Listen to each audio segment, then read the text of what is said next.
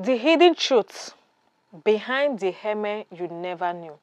So today we are going to be talking about some of the myths and some of the misconceptions about the Hymen.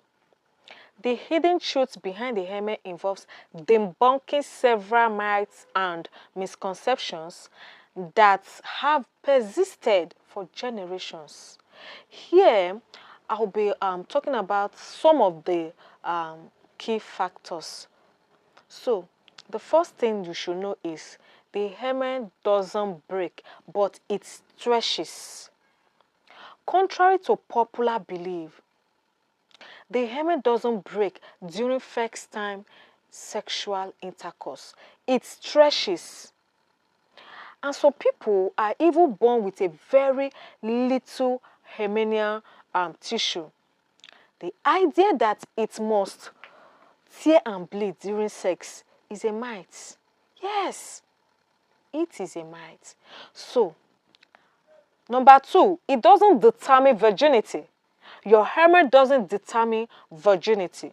The Hymen can stretch or tear due to various non-sexual activities like riding a bike, sports, or using tampons.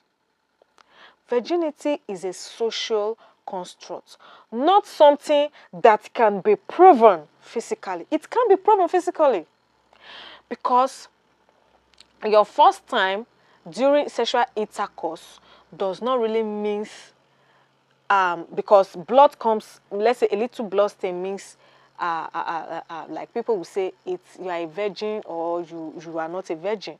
No, your seeing blood or not seeing blood does not determine virginity. Are you getting me? So let's look at number three. Hymen varies in shape and size. Yes, every person's hymen is different. Yours, another person's, mine, our all hymen is different. Some have a lot of Hymenian tissue, others very little, and some are even born. Are you getting me? Some are even born without one.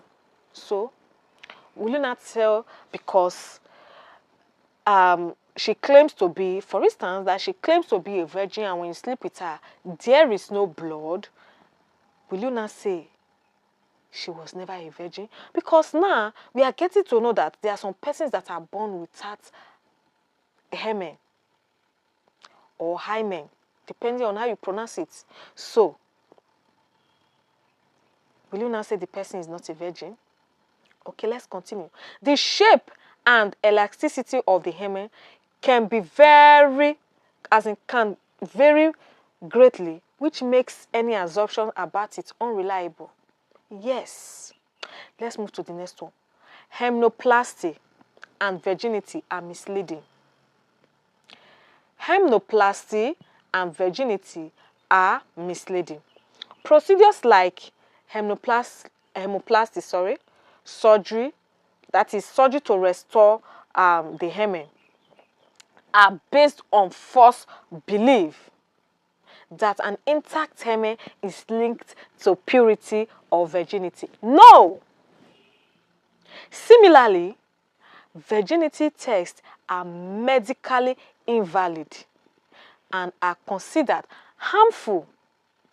Like they are considered harmful practices by many health experts.